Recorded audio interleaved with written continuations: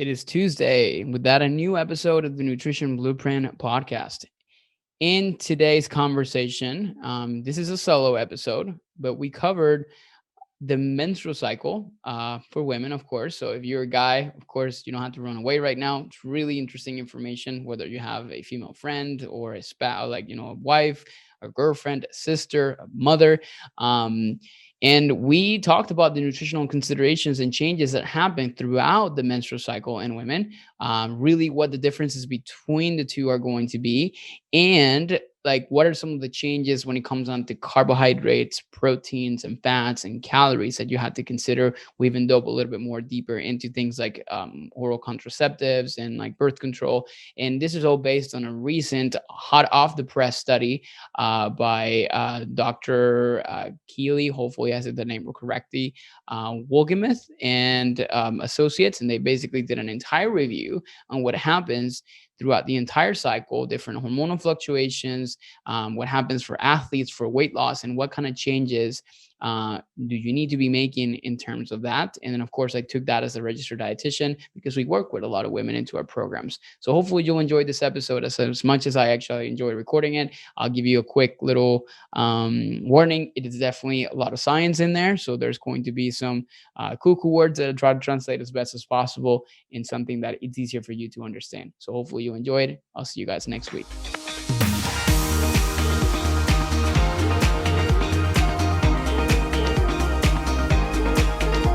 Welcome back to the Nutrition Blueprint podcast. Today is another solo episode. And this one's is actually another nerdy kind of like option here, breaking down another study that just came out hot off the press by Wolgemuth et al., including Dr. Abby Smith-Ryan. She's a prominent researcher in female athletes.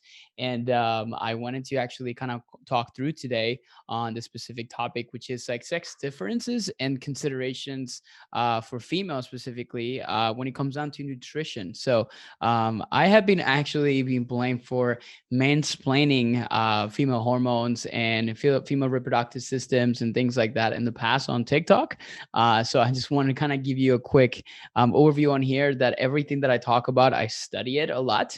So just in case, even though I'm not a female and I actually don't have periods, I actually study them a lot because I'm fascinated by female hormonal balance and all those different things like that, because I work with them so much, like a lot. In fact, it's like closer to 60 to 70% of our clients are actually female. So I want to basically understand what goes on in their reproductive systems and their cycles, because there are a lot of considerations that really kind of come into play when it comes down to that. And I think it was best if I recorded a podcast on episode on this, and to kind of like talk more in depth about like how to do it. But before we get into this, if you want to get more the nitty gritty details and more value that goes beyond a 1 hour or 30-minute episode or podcast episode here, you can actually head over to our Facebook community called Plano's Nutrition Club, where we actually kind of like dissect different topics. We do challenges, we do all kinds of different things like that. It's a really great opportunity. It's completely for free for you to actually come in and join and just have fun. This is where all the cool kids are hanging out now these days to learn about nutrition. They call it the Google of nutrition. I'm kidding. They don't really call it that, but it's actually a pretty good place for you to get a lot of really great a really great value when it comes down to nutrition, health, fitness, and all those different things like that. So we really are trying to put out amazing content there. So if you like this podcast, you're probably going to like a lot more what we kind of have in there. So anyways, just wanted to kind of get let's dive deeper into the study. So again, like I'm trying to kind of like translate, I'm going to try to translate things in a very simple way for you to understand, as far as like trying to kind of keep things like super simple. The way that we're going to split this up, or they're going to split this conversation, is going to be first addressing the female cycle. So the menstrual 28-day menstrual cycle, which again, it can range from 28 to 45 days, but it really depends on the person. But for purposes of explaining this, we're going to talk about the 28-day cycle. Then we're going to start to kind of like dissect it down into like the two parts of it and figure out exactly what are some like the nutritional considerations that come into play when it comes down to those specific phases. And I'm going to give you some acronyms to help you understand differences between the two and what happens as far as carbohydrate oxidation, which means like how much carbs your body's using, how much protein your body's using, and all those different things like that. And then at the end, we'll kind of talk it to bring it into more of a practical standpoint to figure it out.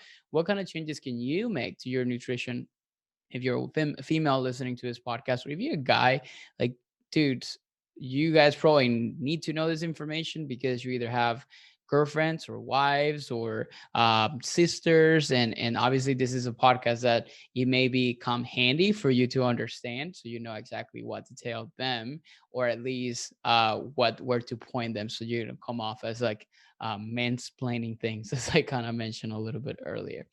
So I figure we can probably get started into this conversation by understanding physiological sex differences.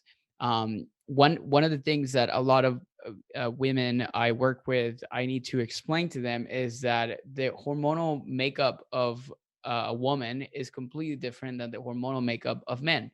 One of the biggest differences between those is going to be estrogen, progesterone, and testosterone levels, which are typically known or considered sex hormones. And because of that, makeup is different between men and women. There are different nutritional strategies that are designed to kind of help support different goals depending on exercise performance or fat loss, lean mass gains, and all those different things like that. And and these considerations and these strategies are more important, especially when you understand what are some of the changes that happen through 28 days on a cycle. And one of the reasons why this is so difficult to study a lot of times in research is because it's hard to control for female menstrual cycles. And a lot of the studies also, this is the second thing that is going to be crazy and is important. Like, a lot of studies are usually done on men. And it's not necessarily I don't think it's of a sexual, like, or like a sex kind of like type of like what's it called? What's the word I'm looking for in here? It's not like studies just typically recruit men. It's just easier to control because of like the thing about the menstrual cycle that is like really kind of difficult to kind of measure. So that's why a lot of studies on nutrition are done in men, which again, it's not necessarily a good thing. But obviously this particular review really looked at a lot of the data that is available for women and the differences that exist between, again, like the cycles and what happens. So let's actually break it down first and understand really what does a 28 day cycle looks like. And we're going to try to like bring it down into like two stages. We're going to first like talk about the first 14 days. The first 14 days, we're going to call it follicular phases. Follicular, and the best way that you can remember this is because follicular starts with an F, and F is for first. So it's the first phase. So we're just going to start calling it, for the purposes of this podcast, so it's easier for you, either follicular phase or first phase. Then usually the second stage, or the menstrual cycle, is what we call the luteal phase. And the luteal phase, think about L as in last. So it's the last phase of the cycle.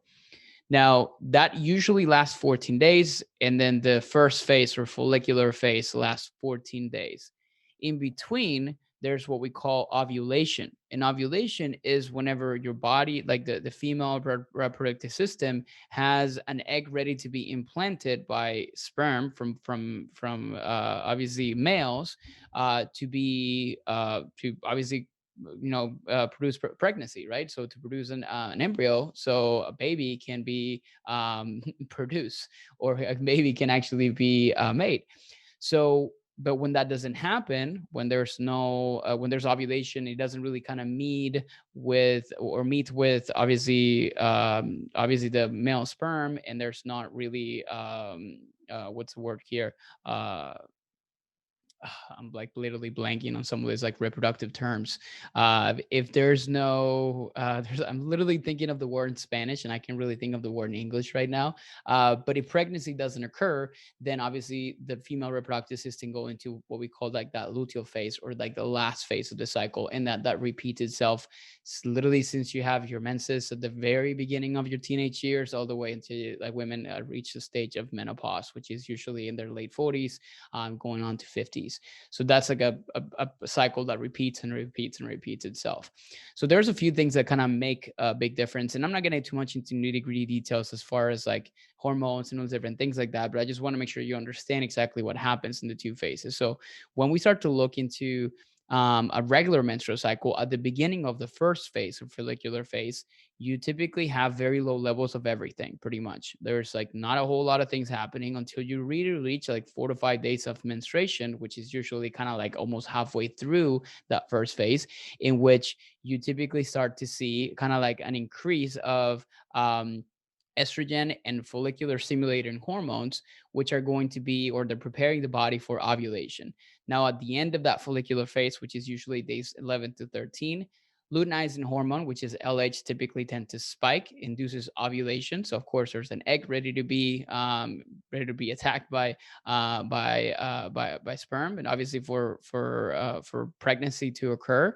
And usually, right after that, what happens is like, luteinizing hormone spikes, induces ovulation, estrogen typically rises again, and then usually falls following ovulation, which usually kind of marks the start of what we call the luteal phase, or the last phase, which typically lasts about 14 days.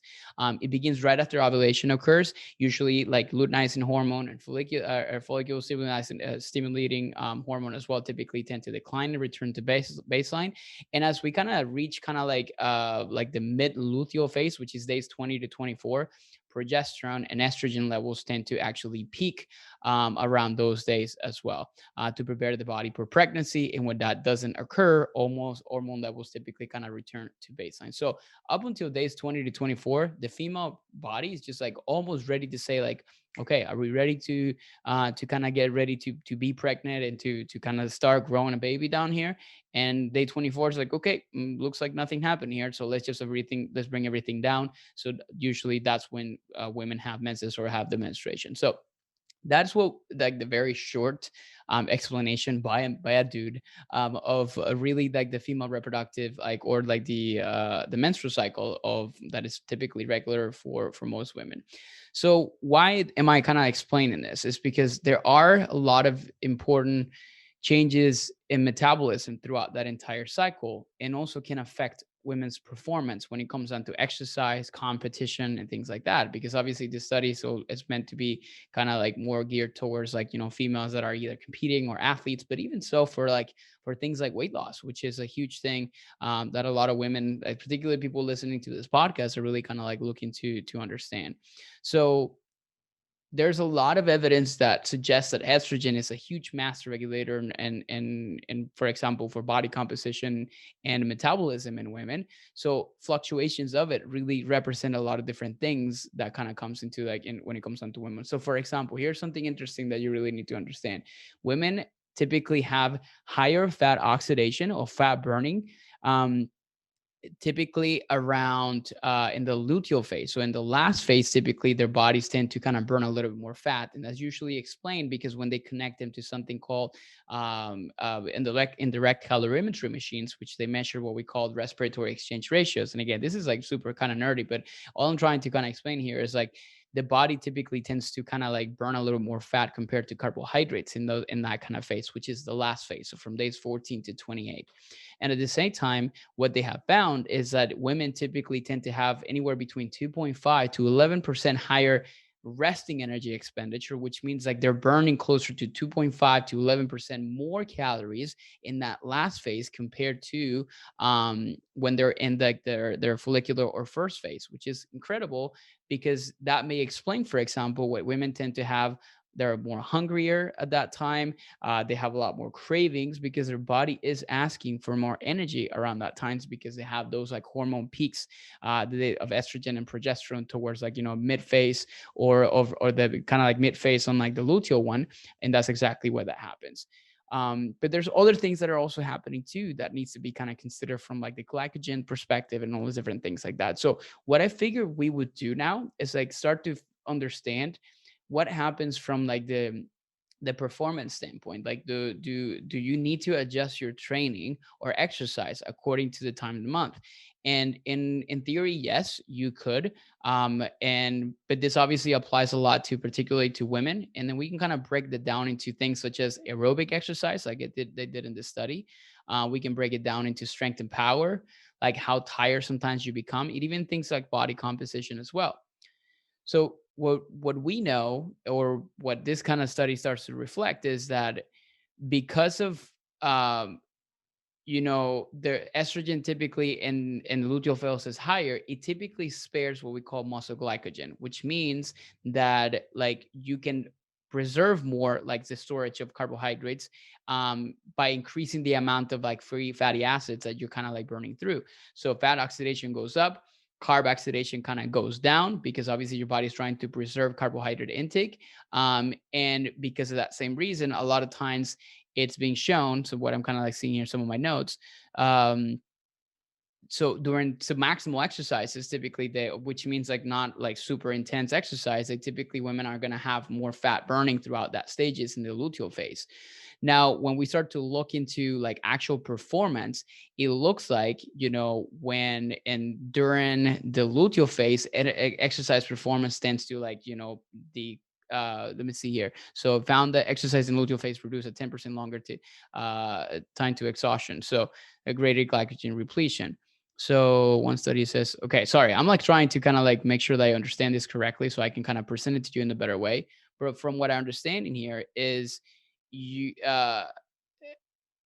your performance tends to decline closer to like obviously that kind of like last phase during kind of like endurance exercises. So this applies to things like cycling and marathon running. Yeah, in fact, there's a different study that found that time trial performance was 13% better in the first 14 days of like the menstrual cycle compared to obviously the last one, which is a huge kind of like change, right? So if you're thinking about competitive athletes, like a 13% better, it's a lot, right? That can represent like a massive change between first and the 20th place when it comes down to that. So, and then a lot of times it's really kind of hard to kind of like adjust that depending on competitive events for women that are competitive, but still, it's something interesting really to consider.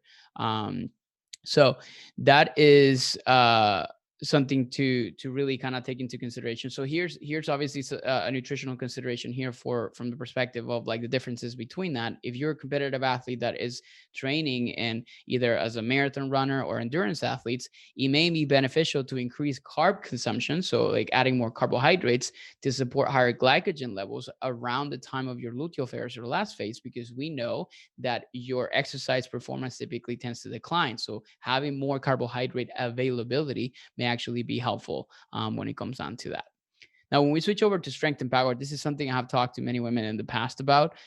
Because of like testosterone levels typically tend to peak closer to like the times of like women have ovulation. Usually in the first like or like this going into the second week of the follicular phase, they tend to kind of have higher strength. But then in this study, what they found is that like the menstrual cycle doesn't really likely affect like strength levels in women as much as it does like endurance performance. So that means that it doesn't they don't really kind of see a whole lot of differences between the two times. But I have obviously seen some other reports in which typically the best time to kind of hit PRs or hit kind of like things like that is going to be closer or getting closer to that ovulation time, so days anywhere between 7 to 14 and women. So that's one really interesting to kind of consider. But here's another part too that you have to really remember. It looks like that during the first phase, this is when women tend to have the most amount of muscle damage, the most amount of inflammation compared to the we call like the last phase, which means that obviously at the very first 14 days, because of training can be intensified and because women feel better and lose different things like that, but they tend to have higher amounts of what's it called, like more muscle damage and inflammation, which is definitely not something that it's not something that it's something that's going to naturally happen, but we need to make sure that we're kind of placing the right recovery strategies in there to kind of help. So those are really interesting things that kind of like happen as far when it comes down to like the differences that exist between the two. But just in general, so we can kind of like explain, because there's another thing that is also kind of happening here in the two different phases, and really something that we have to really consider, which is the other part too, which is protein and muscle mass. So here's something good for the ladies to kind of hear here, if you're kind of like listening to this here, to this part here. When it comes down to body composition, it looks like when we're trying to, for example, lose weight, like women trying to like lose weight or reduce body fat percentage, when compared to men, obviously, in order for you to be able to achieve that, you have to create a calorie restriction or calorie deficit. So it looks, but when you're creating a calorie deficit, and regardless in people, you're at risk of obviously losing muscle mass. So, but what it looks in here, what they reported based on some recent data, women are more resilient to maintain lean body mass when they're in calorie restricted diets, which means they can preserve muscle mass when they're in calorie restricted diets compared to men, which is a really good thing. On the same note, though, it's really important to consider here that there's a time, let me see here, there's a time during that phase in which burning, like you're gonna protein burning, but it's literally protein oxidation. Yes, just like fat burning, carbohydrate burning, all those different things like that, or carb oxidation. There's something as protein oxidation. There's a time in this like two one of these two phases in which protein oxidation goes up, meaning like your body, like women's bodies are more prone to losing body mass, particularly lean mass, which is something that we don't want to lose. And this time is going to be in the luteal phase, which again, your body's oxidizing more fat, but at the same time, it's also oxidizing a lot more protein. So if you don't get enough calories, if you don't get enough protein in the second phase of your menstrual cycle, you're risking the obviously losing lean body mass in that kind of like phases. So that's why there's just some important nutritional considerations that we have to really kind of like take into place in here. So what does that mean?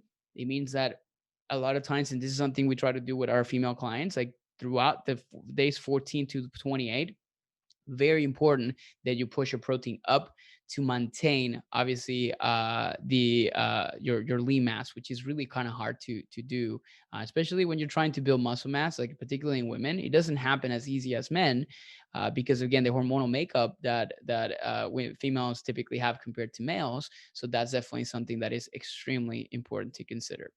Now, one of the questions that, before we kind of get into more like the nutritional considerations, calories, and all the different things like that, is they actually kind of like make a quick parenthesis here to talk about birth control and how does that actually affect female reproductive cycles and all those different things. So they didn't really kind of specify too much into it, but they talk about three different types of birth control.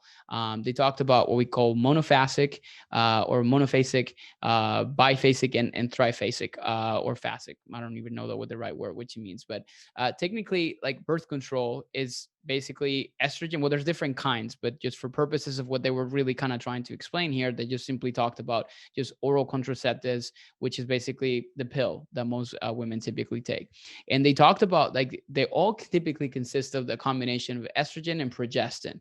So it's like we're just gonna simply gonna call it like imitation hormones, right? And they're imitating the rising and falling of hormones over the course of a menstrual cycle. And oral contraceptives typically have phases. So the monophasic is literally going to be the same estrogen and progestin levels throughout the entire cycle. Biphasic are going to be the ones that they typically have the same hormone levels in the first half, but then typically progestin levels will increase halfway through the cycle. So they're a little bit different than the first one. The triphasic, or triphasic pills, they typically have variation in hormones every 7 days. So why am I telling you this? Because a lot of times, like, women ask, like, is this going to be something that is affecting my performance? So apparently, they may have a negative influence in things like inflammation and markers of inflammation and things like that, which can alter things like performance and recovery and even weight loss. But there's not a whole lot of data yet to kind of like explain the details between that or behind that.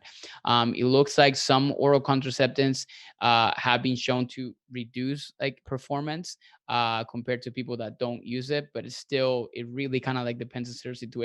It has been shown though that women that have or take oral contraceptives tend to kind of have an increased ability to gain muscle mass, because they may have obviously kind of higher levels of estrogen and things like that that may kind of support increases in muscle mass. So I just wanted to make a quick parenthesis in here to talk about that, because it's definitely something that is key and that is important. Now let's switch over to talk about calories, carbs, proteins, and fats, and what are some of the things that you really need to consider when you're talking to. And I'm just going to refer to specifically to a female that is like trying to lose weight, and what are some of the adjustments that need to be made. I always talked about the idea that women sometimes, like, because of society and because of like what they're taught in, like, this fat dieting industry, is like they need to kind of be considered consuming a very comparatively to men, a very low calorie intake in order for them to kind of support their goals. And the reality is that they have to focus on achieving adequate calorie intake, because when they don't, they have imbalances in their hormones, particularly sex hormones, which can and will affect metabolism in one some way, shape, or form. In fact, this happens because women's bodies are from the evolution standpoint meant for reproduction. So whenever it doesn't happen, the body's going to try to defend the female body from anything at all costs. And one of the things that it does is actually prepares the body for not getting pregnant, which means like it will, like, shut down like hormones and all these different things like that, just simply so the body is not either ovulating, is not having like menstrual cycle. And that happens a lot in female athletes, for example, that are consuming very low calorie intake and they're exercising way too much, because again, it's such a great, huge, massive calorie restrictive or calorie deficit that is kind of creating, that is kind of putting the female body at a very high risk of those kind of things like that, including things like, reduce like both bone density, like, which can risk you like things like osteoporosis. Even in, like, there are females that are teenagers or like younger females that typically have bone mineral density levels that are below standards and are considered osteoporosis, because of the fact that they're training too much and they're eating too little. But again, this is like, again, applies a lot with, like, female athletes and things like that. But the reality is that really, whether you're not an athlete, the goal here for you as a female should be to consume enough calories on a daily basis, even if your goal is to lose weight. Now, we know for a fact that, as I mentioned earlier, that during the luteal phase, or the last phase of the menstrual cycle, women typically tend to have higher calorie expenditure, which means calories are like your body's using a little more extra calories. So it's safe and it's probably smart to have higher calories at that point. And again, in our programs, we typically tend to teach a lot of our female clients and male clients to macro counting as a way to create flexibility. So when we do that to specific clients that actually do it, we tend to teach them how to do this when they're actually tracking calorie intake, protein intake. And if not, and they're not doing that, I just, at least we can try to like find ways in which we can do this by incorporating a little extra portions and things like that. Because again, a 10% increase in calorie expenditure, it's a good amount. That can actually be like a couple extra 200 calories daily that women can actually be consuming to help with like anxiety or with like cravings and things like that, which is extremely important in the process. So what are some immediate changes? Let's say, for example, if your goal is to, like, lose weight. And again, I'm not going to get too nitty gritty into the details as far as how many calories you need to be consuming. I just kind of give you some sort of like examples as far as like what I would do, for example, with a woman that is like trying to kind of like lose weight, and how nutrition would be changed or affected depending on like how things are going to be like, placed. So for example, during the follicular phase, like, calories are probably going to be a little bit lower compared to like the last phase. That means that perhaps like during like the first 14 days of women's cycle, let's say like a woman is like consuming, like, let's just say I calculated something for somebody that is going to be around like 1800 calories. Now what I'm going to try to do in the last phase for this specific female, let's say that she's training, exercises, I'm going to increase like the amount of calories in that second phase, maybe by a couple hundred calories. So maybe I'm going to bring it up to like closer to 2000. So this female client is going to be consuming 200 more calories during that second phase. And there's a couple weeks. Now, but there's some changes that I'm going to try to make as far as the amount that they're consuming, because the makeup of carbohydrates, proteins, and fats is going to change. If you heard me talked about this earlier, in the second phase of women's reproductive cycles, or like the menstrual cycles, protein oxidation goes up. That means your body is breaking down through more protein. So it would be helpful, or it would be safe to actually increase protein levels at that moment. So what I'm going to do is I have a couple 200 calories to spare. So what I'm going to try to do at that moment is I'm going to try to like jack up like protein a little bit, just simply so that woman can actually get a little bit more protein consumption during that time frame. So I'm going to try to add a little bit more protein.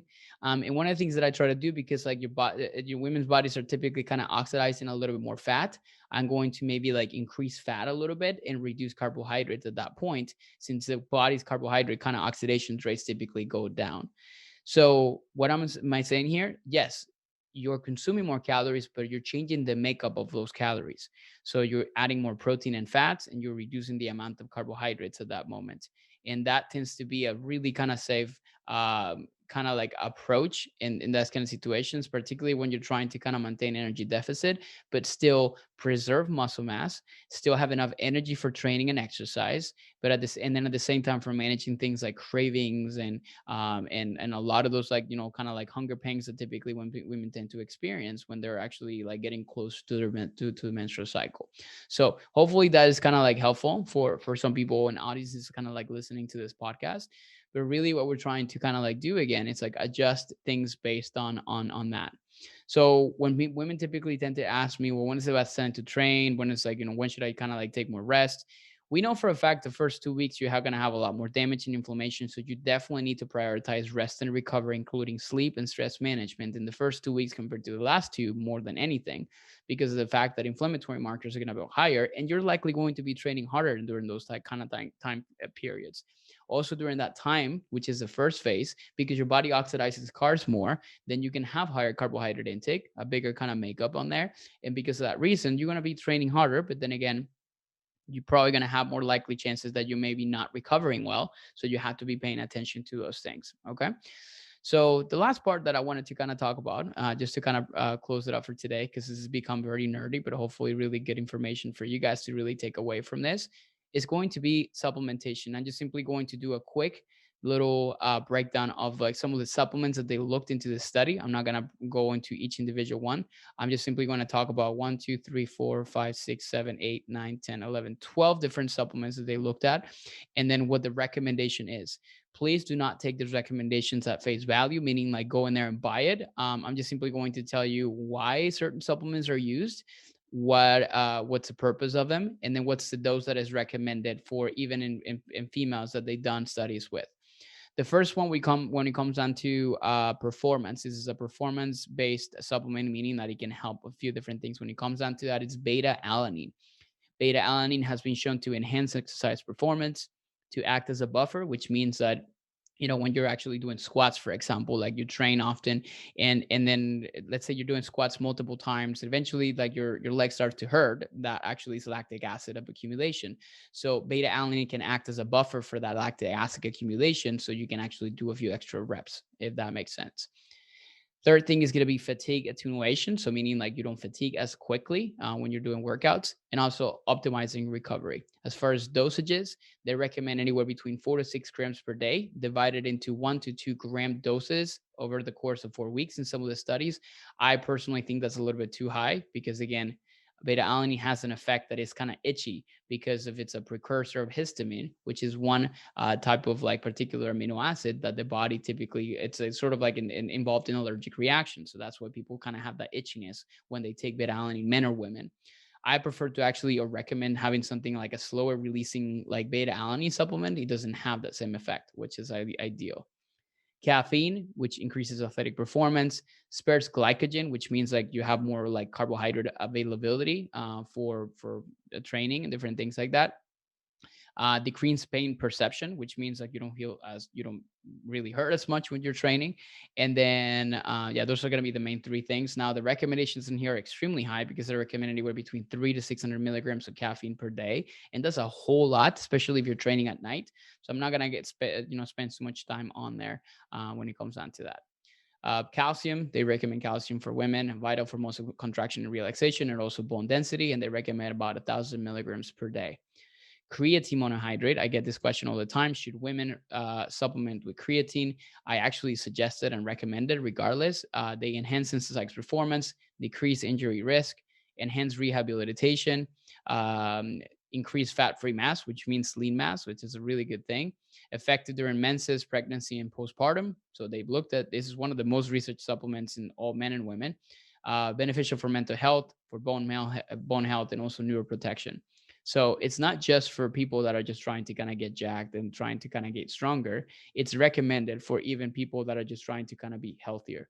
So I typically recommend like a 5 gram per day dose. I don't recommend a loading phase. Folate and iron, just simply both of them for decreasing chances of anemia, 400 micrograms per day, and 19 milligrams per day when it comes down to folate for the first one and iron for the last one. Omega-3 fatty acids, I do recommend this because of inflammation properties. Also, like, decrease like chances of depression, improve immune function, and increase recovery markers as well, including the inflammatory markers. So it's really good to do this. And I do recommend around 1.23 grams per day consumed in the form of like a triglyceride based fish oil. I do recommend a company called Nordic Naturals, but there's a few other ones in there that are pretty good as well. So 1.2 to 1 to 2 3 grams. So it's really important that you look in the back of a label. So that's like 1,000 to 3,000 milligrams of combined DHA and EPA. Probiotics, I'm not an expert in the probiotics, but they recommend that a multi-strain probiotic and taking about 10 to 20 billion colony forming units or CFUs. And usually they talk about in here that it's going to be good for meeting overall health needs. I don't really know what that means. Regulating immune and digestive function, skin health, and inflammation. Other things that they recommend here is like vitamin D3 for bone health, 2 to 4,000 IUs. You guys have heard me talk extensively about the importance of obviously supplementing with vitamin D, particularly because we don't really get enough sun exposure, and a lot of times, like a lot of people are deficient on it as well. And the last but not least is going to be whey protein, which is good for supplementing overall amount of protein on a daily basis, particularly because we know that women need good amount of protein, particularly in the last phase of their menstrual cycle because of increased fat protein oxidation rates, which means that they're more likely to lose more lean mass. So adding whey protein, in fact, there's a lot of studies that they looked at, which when you kind of consume 20 to 30 grams, every protein every like so a few hours, usually it's really good for maintaining and increasing muscle mass in women. So those are just kind of like some important kind of like considerations that are kind of like had to kind of like be in there. So just to summarize, guys, because again, it was kind of nerdy to kind of talk through some of those different things, and maybe at some point you kind of got lost into the conversation as I was trying to explain it. But really, the biggest takeaway here is that men and women are completely different when it comes down to metabolism. And because of that reason, it's important to really evaluate how females typically, and if you're a female listening to this, or a male trying to kind of like provide this information to female friends, you have to really consider that, there are changes happening throughout the entire month, and your nutrition need to probably, depending on your goals, need to probably be adjusted according to those things. Now, of course, that's something that I don't always recommend you do it in alone. It's preferable if you actually do this with guidance, and somebody that can kind of like teach you how to make this proper adjustments according to the time of the month. And it also depends on where you're at and really what you're trying to do.